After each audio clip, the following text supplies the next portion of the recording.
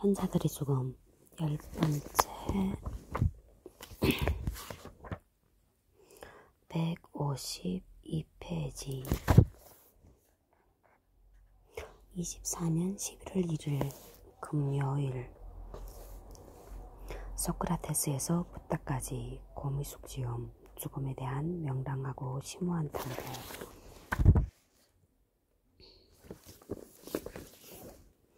죽는 법을 배우라. 22페이지 인간의 존엄성은 죽음으로 시험받는다. 나는 죽음을 자유라고 생각한다. 보편적 죽음은 없다.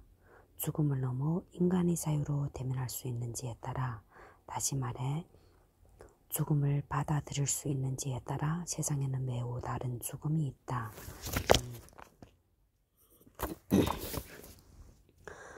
7층 산 The Seven Storey Mountain의 저자이자 7층 산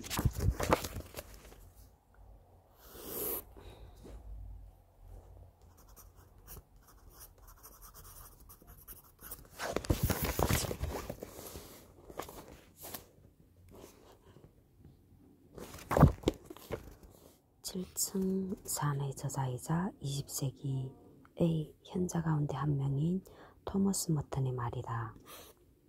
그의 가르침에 따르면 가장 중요한 것은 죽음을 피하지 않는 것이다. 죽음을 피하는 한 우리는 죽는 법을 배울 수 없다. 그러면 그 두려움 때문에 더더욱 삶에 매달리게 된다. 그것 자체가 이미 구속이요 억압이다. 죽음의 구속을 피하려다 삶 자체가 감옥이 되는 셈이다. 그 감옥에서 탈출하려면 죽음과 맞짱을 떠야 한다. 하여 죽음을 자유라고 표현한 것이다. 죽음을 자유라고 표현한 것이다.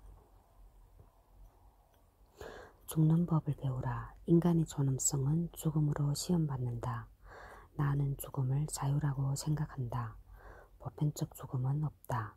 죽음을 넘어 인간의 자유로 대면할 수 있는지에 따라, 다시 말해 죽음을 받아들일 수 있는지에 따라 세상에는 매우 다른 죽음이 있다.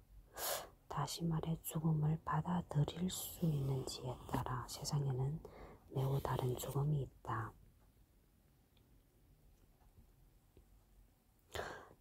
인간은 자유를 추구한다. 자유로운 만큼 존엄하다. 머튼에 따르면 그 존엄성이 시험받는 가장 큰 과정이 죽음이라는 것. 누구나 밟는 동일한 곳으로서의 죽음은 없다. 누구나 홀로 통과해야 한다. 홀로 통과해야 한다. 좀 무섭네. 홀로 통과해야 되니. 하여 자신만의 방식으로 죽음을 겪을 수밖에 없다. 자, 그렇다면 이제 길은 하나다. 죽는 법을 탐구하면 된다. 죽음의 형식, 죽음의 과정, 그리고 죽음이 삶과 맺는 관계와 의미 등. 죽음이 삶과 맺는 관계와 의미 등. 죽는 법을 배우는 것. 그것이야말로 가장 가치 있는 과학이며 모든 과학을 초월하는 것임을 그대는 알아야만 한다. 오를로기움 사피엔티아 14세기 3 죽는 법을 배우는 것. 그것이야말로 가장 가치 있는 과학이며 가장 가치 있는 과학 모든 과학을 초월하는 것임을 그대는 알아야 한다. 모든 과학을 초월하는 것. 다행히 그에 관한 엄청난 데이터가 있다. 솔직히 인류의 문명사는 삶의 역사이면서 죽음의 역사다. 태어난 모든 이들이 죽음을 겪었으니까, 또 겪어야 할 테니까 이 사실만으로도 우리는 죽음에 대한 두려움을 조금은 떨칠 수 있다. 누구든 그 길을 갔다면 나 또한 갈 수 있지 않을까? 모두가 겪는 코스라면 그것에 대한 지혜 또한 우리의 기억 정보 안에 포함되어 있지 않을까? 등 당연히 그렇다. 이 책에 등장하는 현자들의 죽음은 그 중에서도 최고의 데이터에 해당한다. 우리에게 죽음은 두려움과 어둠 그 자체이다. 두려움과 어둠 그 자체. 그치. 하지만 이 책에서 만나게 될 8인의 현자들은 죽음을 평화와 지복으로 맞이했다. 평화와 지복으로 맞이했다. 이들에게 죽음은 아득한 나라 혹은 깜깜한 어둠으로의 침몰이 아니라 빛 혹은 평화로의 비상이었다. 빛 혹은 평화로의 비상. 이들의 죽음에는 슬픔과 절망이 아니라 자유와 기쁨이 함께한다. 자유와 기쁨이 함께. 이 현자들은 우리가 너무나 잘 알고 있는 이들이다. 소크라테스와 장자. 소크라테스와 장자. 간디와 아인슈타인. 연암과 다산.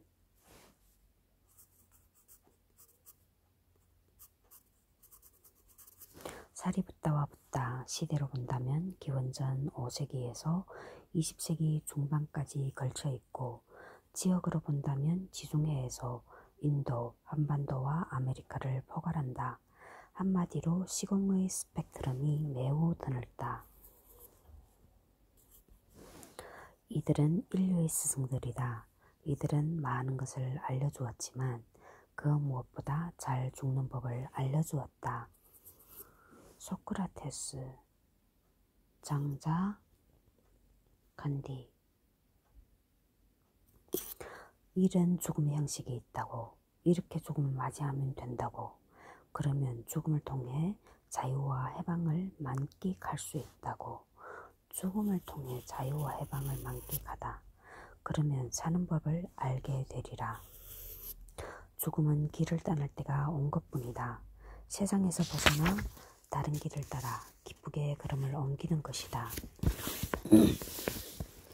이것은 커다란 선물이다. 죽음은 삶에 주는 선물이다. 죽음은 삶에 주는 선물이다.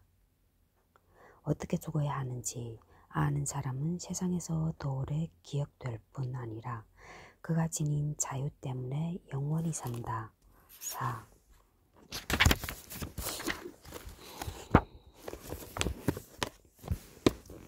(350페이지) 미주 인트로 1. 파드마 삼바바 저 루시화 역 티베트스르의 수 정신세계사 2014 206면에서 재인용 2. 토머스 머튼 지음 패트릭 하트 조나단 몬탈도 역금 르헤옥 옮김 토머스 머튼의 시간 바오로 딸 2022년 234-235면 3. 티베스르의 수 8면에서 재인용 4. 토머스 머튼의 시간 234면 5. 티베스르의 수 8면에서 재인용 1장 1. 플라톤저 방문제 옮김 소크라테스의 변명 크리톤 바이돈 향연 현대지성 2019 89면 2. 같은 책 63면 3. 같은 책 91면 4. 같은 책 55면 5. 같은 책 55면 6. 같은 책 55면 7. 같은 책 56면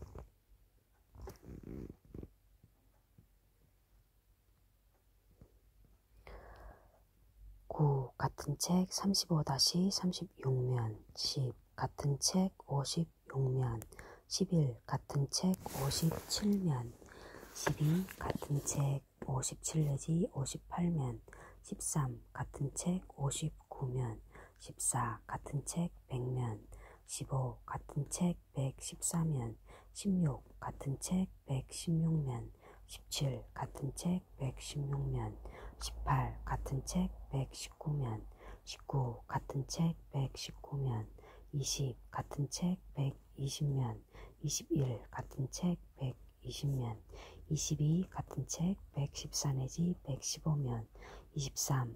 카렌 암스트롱저 정영목 옮김 축의 시대 교양인 2010년 445면 24. 같은 책 445면 25. 소크라테스의 변명 크리톤, 바이돈, 향년 120면 26. 초거의 시대 447면 27. 소크라테스의 변명 크리톤, 바이돈, 향년 35면 28. 같은 책 73면 29. 같은 책 75면 30. 같은 책 79 내지 80면 31. 같은 책 81면 32. 같은 책 86면 33. 같은 책 86면 34. 같은 책 109면 35. 같은 책 49면 36. 같은 책 143면 37. 같은 책 143면 38. 같은 책 144면 39. 같은 책 192면 40. 같은 책 194면 41. 초거의 시대 445면 42. 같은 책 445면 43. 소크라테스의 변명 크리톤, 바이돈, 향년 37면 44. 같은 책 49면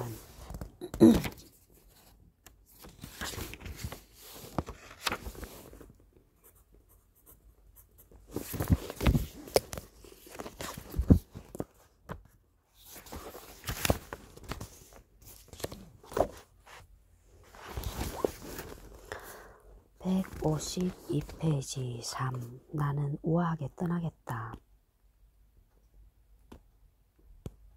유일한 구원은 유머 감각뿐.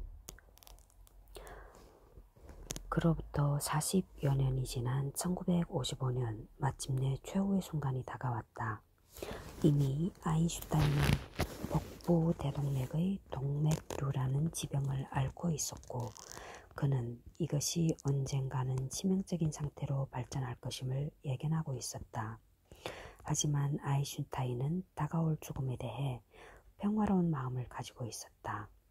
죽기 한 해 전 동료 물리학자 루돌프 라덴부르크가 먼저 세상을 떠났다. 그의 묘지 앞에서 낭독한 애도사에서 이렇게 말한다. 낯선 곳을 여행하듯 삶은 순간적이고 앞에 놓인 길은 희미한 불빛으로 아련할 따름이다.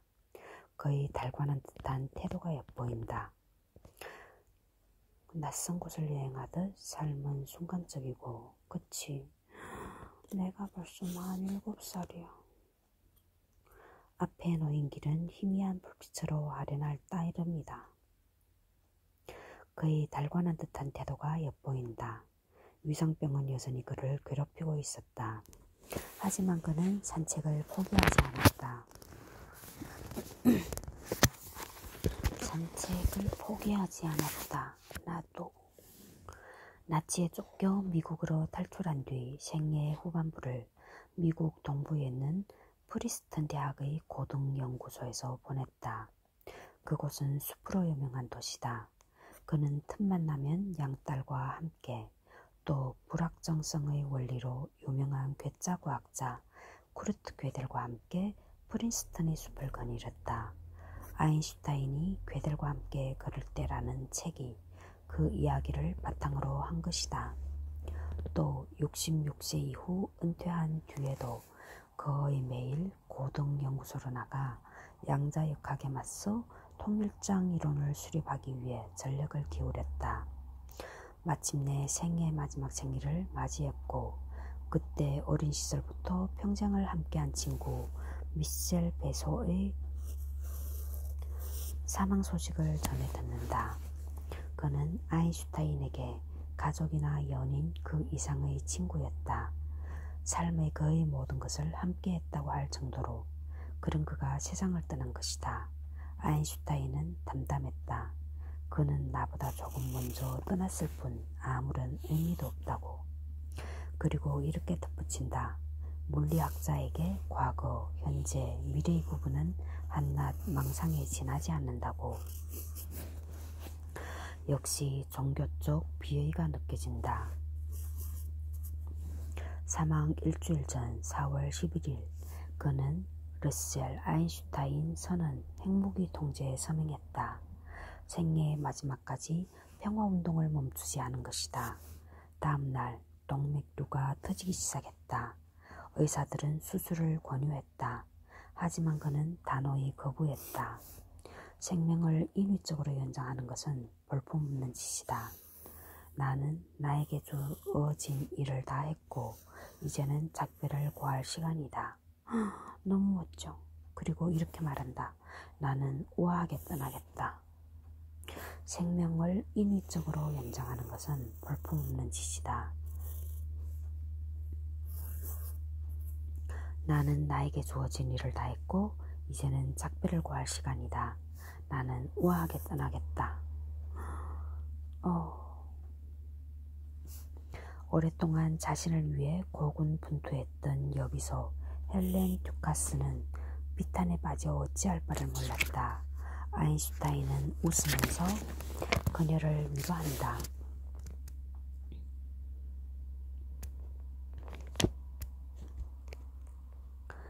자신은 언젠가 죽어야 하고 그게 단지 지금일 뿐이라면서 다음 날 다시 통증이 시작되자 병원으로 이송되었다. 구급차의 지원봉사대원은 프린스턴 대학의 정치경제학자. 구급차 안에서 아인슈타인은 그와 활발한 토론을 나눈다. 우리나라 문화에는 낯설지만 이런 장면은 미국 지성인들의 에피소드에 종종 등장한다. 뭔가 신선하고 멋지지 않은가? 극적인 순간에도 누군가와 토론을 한다는 것 말이다. 극적인 순간에도 누군가와 토론. 아마도 그 순간만은 통증을 잊을 수 있었을 것이다. 4월 17일에 잠깐 상태가 좋아지자 비서 듀카스에게 안경과 종이와 연필을 달라고 하여 몇 가지 방정식을 적어나갔다. 그의 임종을 보려고 사방에서 달려온 지인들과 유쾌하게 농담을 주고받으면서 유일한 구원은 유머 감각뿐이다. 숨을 쉬는 한 그것들을 잃어버리지 않도록 해야겠다. 라는 소식을 진짜로 실천한 것이다. 그리고 4월 18일 새벽 1시 숨을 거두었다. 참으로 아인슈타인다운 죽음이다. 1917년 38세로 처음 죽음을 마주했을 때 일반 상대성 이론을 완성했으니 이제 죽어도 괜찮다고 했던 그가 무려 35년이나 지나 38년이네. 76세면 진짜 죽음을 맞이하였다. 상대성 이론이 검증된 이후 양자역학과 맞서 싸우면서 그는 두 원리를 하나로 연결하는 통일장 이론을 완성하는데 총력을 기울였다. 하지만 끝끝내 실패하고 말았다. 그렇다면 이번에는 뭔가 깊은 회한이 남았을 것 같지만 절대 아니었다. 그는 평화롭게 죽음을 맞이했다. 삶의 충만함이란 어떤 목적지에 도달하는 데 있는 것이 아니다. 그것을 향해 달려가는 운동 자체에 있다. 그는 최선을 다했고 그 무수한 실패야말로 아인슈타인을 살아 숨쉬게 한 동력이었다. 그는 평화롭게 죽음을 맞이했다. 평화롭게 죽음을 맞이하다. 삶의 충만함이란 어떤 목적지에 도달했는데 하는 데 있는 것이 아니라 그것을 향해 달려가는 운동 자체에 있다. 그는 최선을 다했고, 최선을 다해야 돼. 무수한 실패야말로 아인슈타인을 살아 숨쉬게 한 동력이었다. 그의 죽음을 생각하면 뇌리에 스치는 하나의 영상이 있다. 달빛 가득한 날에 자전거를 타고 우아하게 저 높은 창공 속으로 날아오르는 노년의 물리학자. 이 그림이 어디에 나왔지? 그는 어디로 갔을까? 헝클어진 백발을 휘날리며 장난기 넘치는 얼굴로 또 다른 별에서 힘차게 페달을 밟고 있을 것이다. 156페이지 4. 뉴턴의 우주를 해체하다. 시공간의 탄생, 스페이스, 타임. 1905년 우리에겐 소위 을사늑약으로 일제 식민통치 서막을 알린 그 해가 아인슈타인에겐 기적의 해였다. 뉴턴이 만유 인력의 법칙을 발견한 1666년 경례의 해라 부르는 것을 본떠 만든 명칭이다. 당시 아인슈타인의 나이는 26. 취리히 폴리테크닉을 졸업한 뒤 아인슈타인은 북해에서 이탈리아 남단에 이르는 지역의 모든 물리학자에게 일자리를 요청하는 영광을 누렸으나 결국은 취업에 실패했다. 겨우 절친인 마르셀 그로스만의 도움으로 스위스 베른의 특허사무소에서 일자리를 얻었다. 물리학자의 직업으론 좀 뜬금없지만 아이러니하게도 그곳에서 7년 동안 가장 생산적인 시기를 보낸다. 그 결과물이 1905년에 제출되었는데 아인슈타인은 그해 3월에서 6월까지 무려 4편의 논문을 발표했다. 지적 포텐셜이 폭발했다고 나할까. 그 중에 하나가 특수 상대성 이론이었다. 특수 상대성 이론.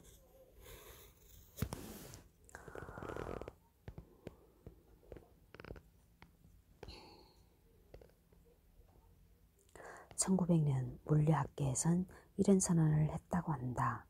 아이작 뉴턴의 등장 이래 이제 우주에서 더는 불확실한 것은 없다. 몇 가지 세세한 사항들만 밝혀지면 물리학의 체계는 거의 완성된다. 이 천지사의 법칙이 완전히 파악될 수 있다고. 동양사상에선 있을 수 없는 설정이다. 존재와 세계가 끊임없이 유동하고 있는데 어떻게 그게 가능한가? 하지만 서양의 학문, 특히 자연과학은 대상을 세밀하게 구획해놓고 하나씩 분석해 들어가는 방식이라 그런 식의 만용이 가능했을 것이다. 이것이 만용인 이유는 이런 선언이 선포되는 바로 그 순간에 뉴턴 역학의 기반을 뒤흔드는 사건이 벌어지고 있었으니 말이다. 그런 대격변이 일어난 것은 바로 아인슈타인이라는 무명의 물리학도의 머릿속에서였다. 19세기가 끝날 무렵 물리학을 떠받치는 기둥이 2개 있었으니 하나는 갈릴레이와 뉴턴의 역학, 다른 하나는 제임스 맥스웰의 전자기하. 둘 사이에는 모순이 있었다. 하지만 과학자들은 문제가 있다면 17분 더 기다려. 후자일 것이라고 여겼다.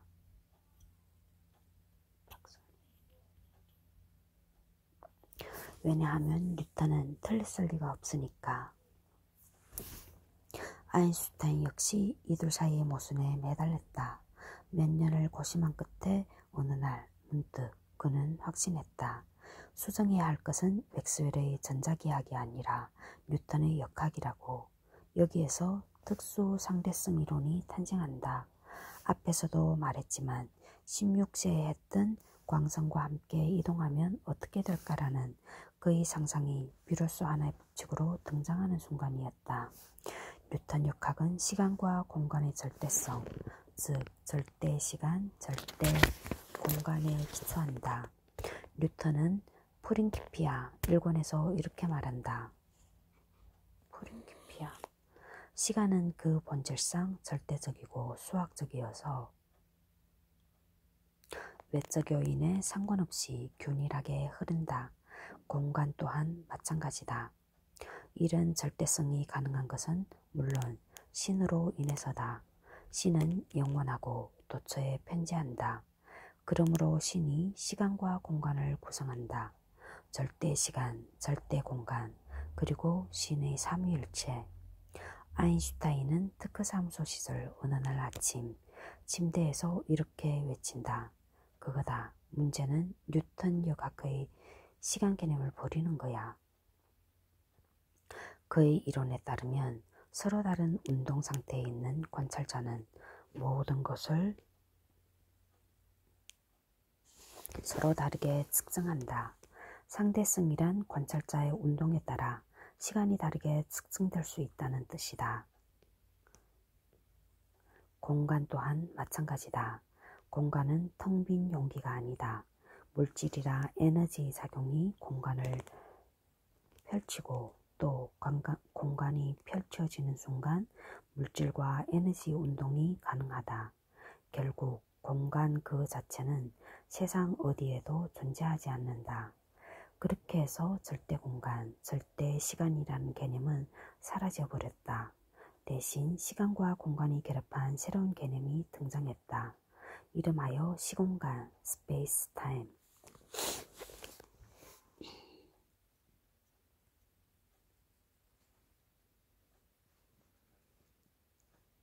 맥락은 좀 다르지만 사실 동양 사상에선 오래전부터 이 개념을 써왔다. 음양오행의 흐름에서 시간과 공간은 분할되지 않는 시공이다. 시간에는 공간이 접혀 있고 공간에는 시간의 주름이 접혀 있다. 따라서 시간과 공간을 따로 분리한다는 건 상상할 수 없는 일이다. 아무튼 시공간의 탄생과 함께 뉴턴의 우주, 절대 시간, 절대 공간은 산산이 해체되고 말았다. 특수 상대성 이론에 따르면 시간과 공간의 절대성은 사라졌지만 대신 빛의 절대성이 증명되었다. 빛은 언제 어디서 누가 관찰해도 초속 30만여 킬로미터를 유지한다. 초속 30만 킬로? 와. 누구도 빛의 속도를 따라잡을 수 없다. 게다가 빛은 전자기 운동 그 자체다. 전자기 운동 그 자체? 시작도 끝도 없는 순수 운동. 시작도 끝도 없는 순수 운동. 게다가 모든 물질 그리고 우리 몸을 이루는 원자들은 빛으로 묶여 있다. 우리 몸을 이루는 원자들이 빛으로 묶여 있다고? 이해 안 가네? 빛이 곧 존재의 본성이자 원천이란 뜻이다. 빛이 곧 존재의 본성이자 존재의 원천? 그래서였나? 고대의 모든 경전에서 신이나 부활, 해탈, 열반 등을 표현할 때도 늘 빛의 이미지가 등장한다. 그렇다면 인류는 이미 무의식적으로 알고 있었던 게 아닐까? 물리적 운동과 영적 비전이 하나로 연동된다는 것을. 아무튼 아인슈타인의 뇌는 여기서 멈추지 않았다. 특수 상대성 이론은 등속 직선 운동을 하는 좌표계 사이의 상대성만을 다룬다. 다시 말해 특수한 조건 하에서의 운동만을 대상으로 한다. 하지만 더 넓은 의미에서 모든 운동은 서로 상대적이라고 할 수 있지 않을까? 그렇다면 등속이 아닌 서로 다른 속도, 즉 가속도 운동을 하는 좌표계 사이의 관계도 상대적이라고 볼 수 있을 것이다. 이런 발상이 떠오른 건 1907년 어느 날 베른트크국에서였다. 갑자기 아인슈타인에게 하나의 아이디어가 떠올랐다. 그것은 높은 곳에서 아래로 떨어지는 사람은 자기의 몸무게를 느끼지 못한다는 사실이었다. 자기의 몸무게를 느끼지 못한다? 높은 곳에서 아래로 떨어지는 사람. 예컨대 엘리베이터가 갑자기 아래로 내려가면 몸을 아래로 당기고 있던 중력이 줄어든 것처럼 느끼게 되고 갑자기 올라가기 시작하면 몸이 바닥에 꺼지는 듯한 느낌이 든다. 나만 이런 느낌이 있는 게 아니구나. 갑자기 올라가기 시작하면 몸이 바닥에 꺼지는 듯한 느낌. 정상이네. 이때부터 아인슈타인은 관성력과 중력의 관계를 다시 생각하기 시작했다. 중력과 관성력을 동일시하는 등가 원리 입장에서면 새로운 시야가 열리게 된다. 이 생각을 물리학 법칙으로 증명한 것이 바로 1915년에 나온 일반 상대성 이론이다. 1915년에 나온 일반 상대성 이론. 특수 상대성 이론이 나온 지 딱 10년 만이다. 특수 상대성 이론이 나온 지 10년 만에 일반 상대성 이론. 이 이론은 우여곡절 끝에 1919년 계기일식을 통해 증명되었고, 그 이후 아인슈타인은 세계에서 가장 유명한 셀럽이 되었다. 나의 깜냥으로 이론적 과정을 다 따라잡기는 어렵지만 핵심은 간단하다. 그의 상상력은 이전 뉴턴 역학에선 모두 분리되어 있던 범주들을 하나로 연결해 버렸다는 것. 특수 상대성 이론은 시간과 공간, 속도와 거리, 빛 등의 개념을, 일반 상대성 이론은 중력과 가속도, 시공간의 공률, 그리고 빛의 휘어짐 등을. 특수 상대성 이론은 시간과 공간, 속도와 거리, 빛 등의 개념을, 일반 상대성 이론은 중력과 가속도, 시공간의 공률, 그리고 빛의 휘어짐 등을. 한 가지 더, 아인슈타인의 트레이드마크가 된 E는 mc의 평방과 같다. 역시 같은 맥락에서 볼 필요가 있다. 이것은 특수 상대성 이론의 부속 논문으로 발표된 것인데, 탄생 이후 세상에서 가장 유명한 방정식이 되었다. 언제 봐도 멋지긴 하다. 의미도 단순 명쾌하다. 에너지는 질량의 광속의 제곱을 곱한 것이다. 에너지는 질량 광속의 제곱.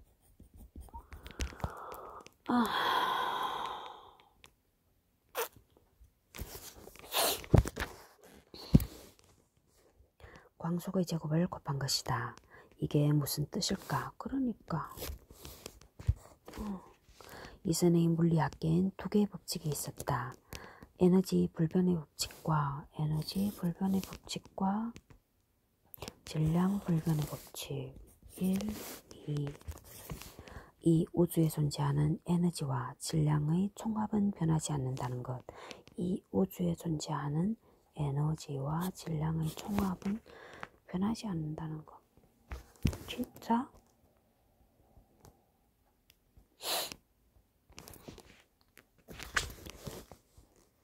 한데 총합이 불변이라는 건 동일하지만 에너지와 질량은 각기 다른 범주에 속했다. 총합이 불변이라는 건 동일하지만 에너지와 질량은 각기 다른 범주. 그런데 아인슈타인이 보기에 에너지와 질량은 상호적이다. 아인슈타인이 보기에는 상호적이다. 에너지는 질량이 되기 전의 상태이고, 질량은 다시 에너지로 변환될 수 있다. 그 사이에 있는 것이 바로 광속. 그러니까 물질의 모든 질량은 빛을 품고 있다. 우리도 빛을 품고 있나? 광속의 제곱, 초속 약 30만 킬로미터의 제곱은 어마어마한 양이다. 예컨대 금포도 하나의 질량을 에너지로 바꾸면 뉴욕시 전체가 하루에 필요한 전력이 된다고 한다. 진짜? 금포도 하나의 질량을 에너지로 바꾸면 뉴욕시 전체가 하루에 필요한 전력이 된다고? 그렇다면 사람의 몸에 포함된 에너지는 수소폭탄 20개에 해당한다. 와, 맙소사. 진짜 맙소사네. 그 방정식의 발견은 고대 사회라면 거의 신의 계시라 할 만하다. 그치, 신의 계시. 이 원리가 결국 원자폭탄으로 이어졌으니 말이라. 요컨대 뉴턴 역학이 모든 범주를 잘 쪼개어서 따로따로 분석하는 우주라면 아인슈타인은 그렇게 나누어진 것들이 심층에선 서로 연결되어 상호작용하고 있음을 발견한 것이다. 1666년 이래 인류는 뉴턴 역학이 설정한 우주, 즉 절대 시간, 절대 공간에서 살았다면 20세기 이후 인류는 아인슈타인의 시공간에서 살게 되었다. 절대 시간, 절대 공간에서 살았다면 20세기 이후 인류는 아인슈타인의 시공간에서 살게 되었다. 뉴턴의 우주가 명석 판명, 명시 판명하고 경고하기 그지없다면 아인슈타인의 시공간에는 모든 것들이 생생하게 살아 움직인다. 모든 것들이 생생하게 살아 움직인다. 공간은 꿀렁꿀렁하고 여기 지금 꿀렁꿀렁한가? 시간은 나선형으로 지금 나선형인가? 돌아간다. 그것을 후대 과학자는 우주의 탱고라고 이름 지었다. 우주의 탱고. 너무 듣기 좋아. 공간과 시간은 살아 움직인다. 물질은 공간을 휘어지게 하고 공간의 변화는 다시 다른 곳의 물질을 운동하게 만들고 그것이 다시 또 다른 공간을 휘어지게 하고 그렇게 계속 맞물려 돌아간다. 이처럼 아인슈타인의 일반 상대성 이론은 시간, 공간, 에너지, 물질이 서로 이루어진 우주적 춤사위를 연출한다. 브라이언 그린 7. 우주의 탱고. 공간은 꿀렁꿀렁하고 시간은 나선형. 너무 듣기 좋다.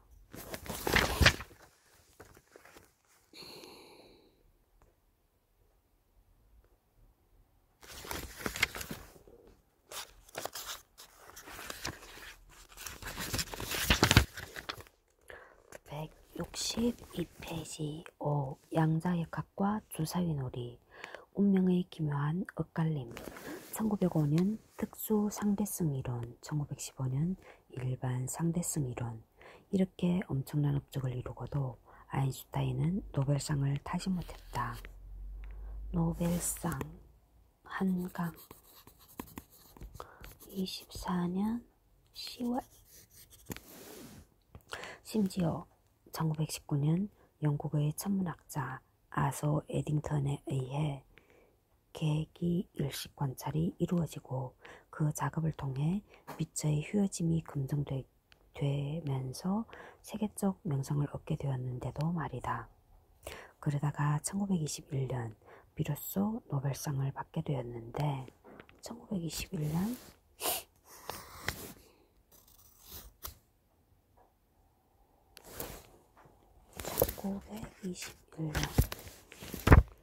노벨상.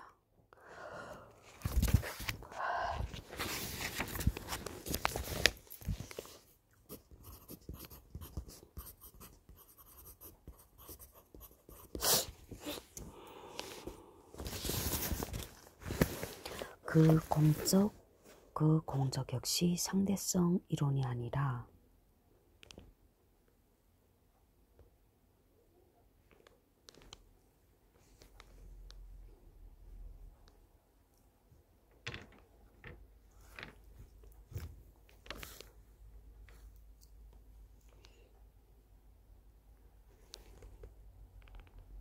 (1905년) 기적에 발표한 첫 번째 논문, 즉 광전자 효과에 관한 것이었다. 이 논문은 양자역학의 문을 여는데 크게 기여한다. 물리학자들은 잘 알았겠네. 뭔 말인지 모르겠어. 뉴턴은 빛을 입자라고 생각했다. 하지만 이후 빛이 파동임이 밝혀졌다. 이렇게 파동설이 유력한 가운데 아인슈타인은 빛이 에너지 덩어리, 곧 양자로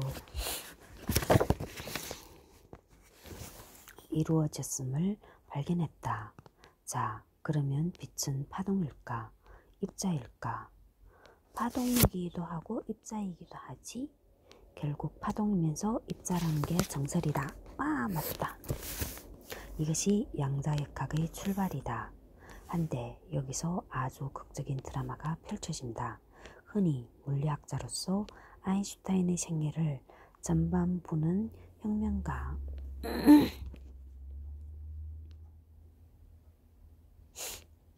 후반부는 권위자로 구분한다. 전반부는 혁명가, 후반부는 권위자.